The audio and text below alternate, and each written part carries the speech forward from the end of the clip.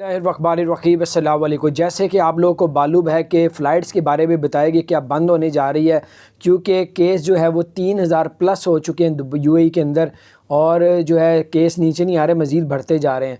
और फ़्लाइट्स के बारे में क्या कहते हैं, क्योंकि पाकिस्तान, इंडिया, बांग्लादेश में भी केस आस्ता आस्ता ऊपर आ रहे हैं। अब देखिए क्या मामला होते हैं। दुबई क्या कहता है, दुबई और यूएई कहता है कि भाई अभी हम लोग कोई फ़्लाइट्स बंद नहीं कर रहे, अब पहले हमें बहुत नुकसान हो चुका है, अब बड़ी थोड़ी सख्ती करेंगे, कोरोना की रिपोर्ट को चेक करेंगे, एयरपोर्ट में चेक करेंगे, एयरपोर्ट में दोबारा करवाएंगे। इन चीज़ों में अब वो फोकस कर रहे हैं। फ़्लाइट्स का बंद करने का कोई चांस नहीं है। अपने रेगुलर फ़्लाइट्स में आप लोग ट्रैवल करें, क्योंकि आप जितनी जल्दी करेंगे कि यार बंद ना हो जाए तो आपको टिकट महंगी मिलेगी। तो आप अपने रेगुलर जिस तरह जाते हैं उसी तरह जाएं और उसी तरह तैयारी करें, क्योंकि फ़्लाइट्स बंद होने का भी कोई नहीं नज़र आ रहा। लेकिन पूरी दुनिया में कोरोना फिर दोबारा से बढ़ता जा रहा है। अल्लाह ताला खैर करे। चैनल को सब्सक्राइब करें।